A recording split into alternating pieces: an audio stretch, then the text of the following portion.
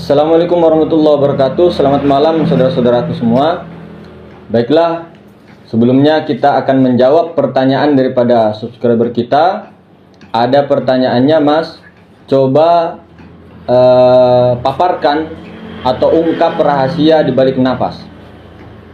Jadi sebelum kita memasuki rahasia di balik napas, kita perlu pahami napas itu adalah seperti ibarat kain putih.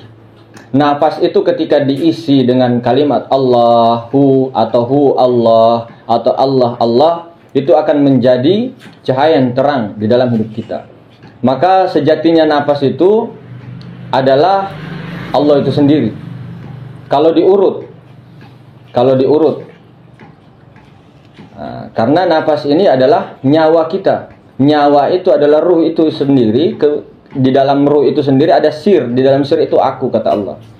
Jadi ketika kita belajar hakikat, ilmu hakikat, ya tempatnya di situ, di hayat itu sendiri. Jadi napas itu sendiri. Kemudian rahasia napas ini, sebelum kita masuk lagi, kita harus pahami bahwa masuk napas, keluar napas dari mana? Masuknya melalui hidung kanan, keluarnya dari hidung kiri. Masuk kanan, keluar kiri. Jadi tidak dua-duanya masuk. Seperti itu kalau napas. Kemudian banyak ya zikir-zikir napas itu banyak. Tapi ini bukan zikir yang sebenarnya zikir napas. Karena ada rahasianya napas, rahasia terbesar yang tidak bisa dibuka sembarangan. Kemudian yang dipahami orang ada hu masuk, ada Allah keluar. Ada Allah keluar, ada hu masuk. Ada Allah masuk, ada Allah keluar. Atau Allah masuk, Muhammad keluar. Atau hu masuk, hu keluar. Jadi macam-macam itu kalau zikir. Tata cara zikir. Ini kepada semuanya. Ini pengajaran untuk murid-muridnya yang mursyid tadi, untuk menjelaskan bahwa ketika kita berzikir, nafas itu untuk memenuhi kain putihnya tadi, alif putih itu tadi, zikir nafas itu tadi, supaya zikir kita tidak kemana-mana, supaya tidak kosong pikiran kita, tidak kosong rohani kita, tidak kosong nafas kita. Makanya guru mursyid mengajarkan untuk senantiasa berzikir, hu masuk, Allah keluar, atau Allah keluar, hu masuk. Ini baru dasarnya, hadirin. Sementara puncaknya, sebelum puncak itu adalah tidak bersuara lagi. Itu sebelum puncaknya. Tidak bersuara tapi cuma eling atau mengingat. Jadi tidak disebut lagi hu atau Allah tidak. Itu puncak daripada zikir. Tapi ada lagi rahasianya zikir. Mari kita bongkar. Tapi saya tidak sebut di sini karena ini adalah sangat rahasia sekali. Karena ini dijaga oleh guru-guru mursyid kita atau para waliullah atau arif billah. Tapi kita akan kasih gambaran. Gambarannya ini ketika kita keluar di dalam rahim ibu kita. Itulah zikir yang sebenarnya zikir. Ataupun inilah zikir yang Allah pakai dari zaman kidam, dari zaman kodim terdahulu, sebelum adanya langit, bumi dan sebagainya, dan ada makhluk. Inilah zikir yang dipakai Allah sampai sekarang dan sampai akan nanti selamanya. Inilah zikir tertinggi. Zikir tertinggi yaitu rahasia nafas, zikir nafas yang rahasia betul dan tidak bisa dibongkar. Mohon maaf, tapi kita kasih gambaran. Inilah zikir yang bermula dari titik kembali kepada titik. Bermula dari titik kembali kepada titik. Titik itu yang mana? Diri sebenar-benarnya diri. Yang mana diri sebenar-benarnya diri? Ini. Ini. Diri sebenar-benarnya ini. Bukan di sini. Jadi ketika guru mursyid berzikir hu masuk Allah keluar, yang kita pahami itu hu masuk di sini, padahal salah. Hu masuk itu hu keluar. Jadi sebenarnya yang kita pahami hu keluar masuk, padahal masuk keluar.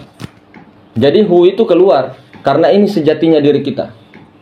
Nah, ini ketika kita nanti mati ataupun ajal kita, batas ketentuan ajal kita diambil oleh Allah Subhanahu wa taala, sudah mau sakaratul maut, makanya jangan heran, Pak.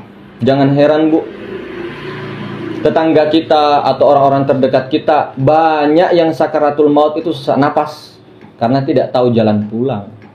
Tidak tahu jalan pulang. Tidak tahu apa yang harus diperbuat.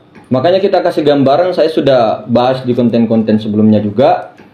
Kemudian ketika didatangi oleh malaikat Israel, itu sejatinya itu orang hakikat dan makrifat tidak boleh ikut. Tidak boleh ikut kepada malaikat Israel ketika sudah kenal Tuhannya. Akan tetapi ikutnya pada saat ada cahaya keluar dari dalam diri. Nah itu berkata bahwa Assalamualaikum, akulah Nur Muhammad, ikutlah sama saya. Ikutlah sama saya, aku Nur Muhammad. Di situ Nur Muhammad menyebutkan zikir yang tanpa huruf, tanpa suara, tapi dia tanpa huruf, tapi dia bersuara. Kalau huruf alif, a, i, u itu masih berhuruf. Tapi ini zikir, inilah yang dicari orang, rahasia titik di bawah huruf ba. Inilah yang dicari orang ketika Nur Muhammad tadi datang menjemput kita, dia mengatakan itu. Dia berzikir itu, kemudian kita membalasnya, lalu Nur Muhammad masuk ke dalam. Kemudian ketika kita dikubur nanti, jasad, semua kain kafan bahkan hilang. Jadi kita tidak ada lagi di jasad. Ini kematian orang-orang ma'rifatullah. Maka harus dipahami ketika ada sesuatu yang datang, baik itu yang mengaku Allah, ada lafaznya Allah, mirip kita dan sebagainya, dari luar, jangan diterima. Kita ikut. Kalau ada sesuatu keluar dari pusar kita, naik ke ubun-ubun terus keluar mengaku saya Nur Muhammad, ikut sama saya. Itu baru kita keluar. Tapi kalau tidak, ya mohon maaf. Mohon maaf. Itu ya. Jadi rahasia hakikat zikir napas itu adalah itu tadi. Sangat rahasia, tidak bisa kita bongkar di sini karena guru-guru kita bilangnya begitu. Itulah ciri-cirinya ketika orang yang sudah tahu itu hakikat zikir itu, dia adalah waliullah. Tidak ada lebih dari 124.000 orang yang memiliki keilmuan itu. Makanya orang yang sudah sampai di situ, tahu rahasia titik itu, maka dia itu waliullah. Waliullahnya pangkatnya berbeda, sangat besar. Meskipun juga tidak diketahui itu rahasia titik zikir itu tadi, itu sudah jadi wali, tapi ini adalah wali yang teristimewa. Wali yang istimewa karena mengetahui hakikat zikir tadi. Ya, seperti itu saudaraku. Saya hanya menjawab sesuai dengan pemahaman saya dan pemahaman guru-guru saya. Untuk itu terima kasih sebelumnya sudah singgah dan jangan lupa like dan subscribe channel ini supaya berkembang. Assalamualaikum warahmatullahi wabarakatuh.